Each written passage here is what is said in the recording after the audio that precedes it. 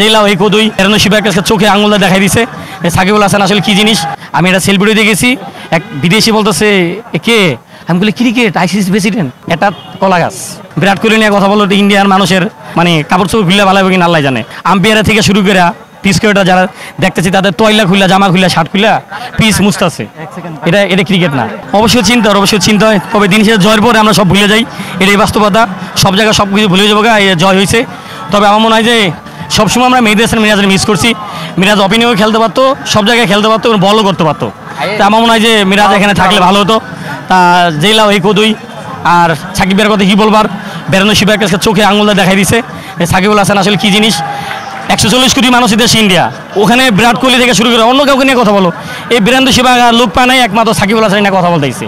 মানে কোন আমলে সাকিবের সাথে কী হয়েছিল তার জানি না, মানে এইভাবে তিনি আসলে কেন সাকিবের পেছনে লাগছে।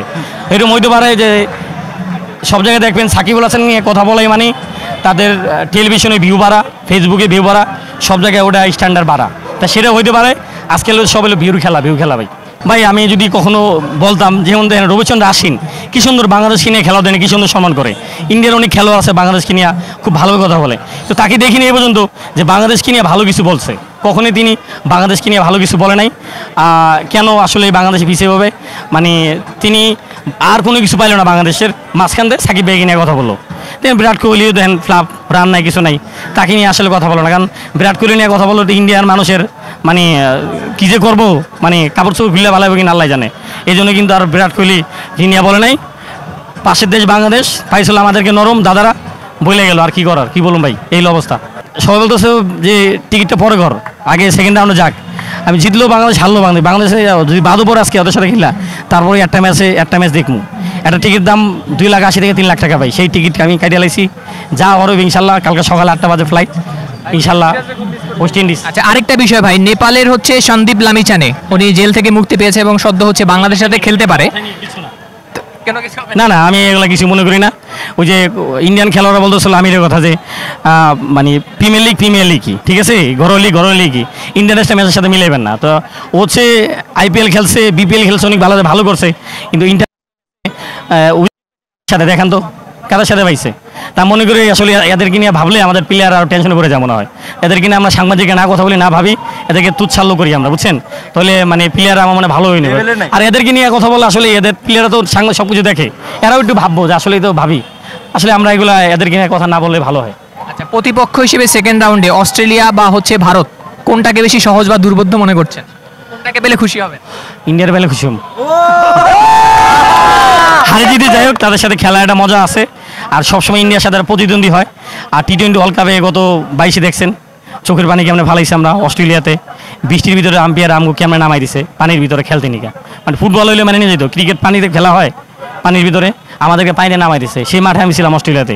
আমি কি এটা কী রে ভাই, এটা কি আম্পায়ার থেকে শুরু করে পিসকেটা যারা দেখতেছি তাদের তয়লা খুললা, জামা খুললা, শার্ট খুললা পিস মুছতেছে, এটা ক্রিকেট না। তবে ভাই এবার ICC প্রেসিডেন্টের সাথে আমার দেখা হইব, আমার সাথে আরবকে দেখা হয়েছে, তার সাথে অনেকক্ষণ গল্প করছি আমি অস্ট্রেলিয়ায়। এবার দেখাবো, মানে তার সাথে সম্পর্ক আছে। হ্যাঁ, কিন্তু তার সাথে আমি খেলাধুলার ব্যাপারে কথা বলি নাই, এমনি বাংলাদেশ সম্বন্ধে কথা বলছি। কিন্তু এবার সেদিন তো ফাইনাল আসবো, ফাইনাল দেখবো, তার সাথে আমার কথা হইব। ওখানে তাদের সাথে দেখা করা খুব সহজ, বুঝছেন। ওখানে কোনো সিকিউরিটি নেই, কেউ নাই, খুব সহজে দেখবেন যে ও তো ICC প্রেসিডেন্ট, গলায় হাত দিয়ে ঘুরবেন, তো মাই ফ্রেন্ড। আর বাংলাদেশের একজনের জান্না গলা হাত দিতে নিকা খবর আছে একবার, বুঝছেন। ICCর প্রেসিডেন্টকে যদি আপনার একটা প্রশ্ন করার সুযোগ পান বাংলাদেশ নিয়ে, তাহলে কি প্রশ্ন করতে চান? আমি এটাই বলবো যে অন্য টিম যেরকম সমান চোখে আপনি দেখেন না কেন, আপনার যারা মানে আছে সমান চোখে দেখলে ক্রিকেটটা বহুত দূর যাইব।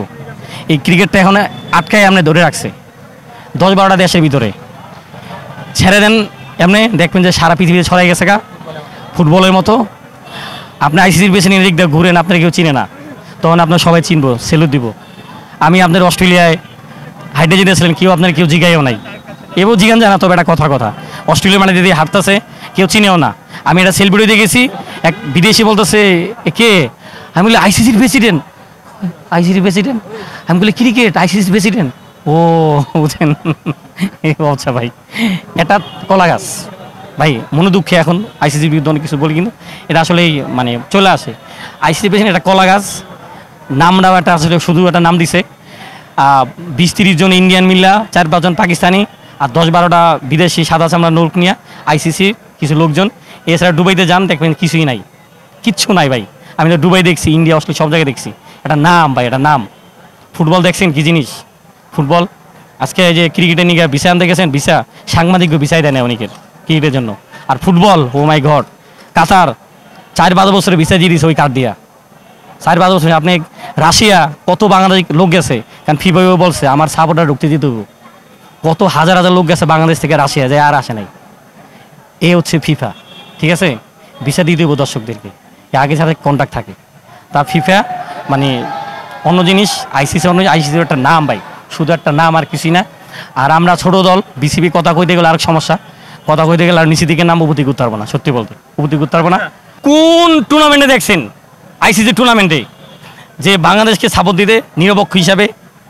বাংলাদেশের ভালো ওরা কখনো দেখছে? কোন সময় কোনো দিনও দেখি নাই যে ওরা বাংলাদেশের ভালো চায়, বাংলাদেশ ভালো খেলুক, বাংলাদেশ সেমিফাইনালে যাক, ফাইনালে যাক, কখনোই কোনো সময় চায় না ওরা, কোনো সময় চায় না। তা এটা আসলে এই ভাও বলে আমরা খামাখা বলে, এগুলো বললে লাভ নেই।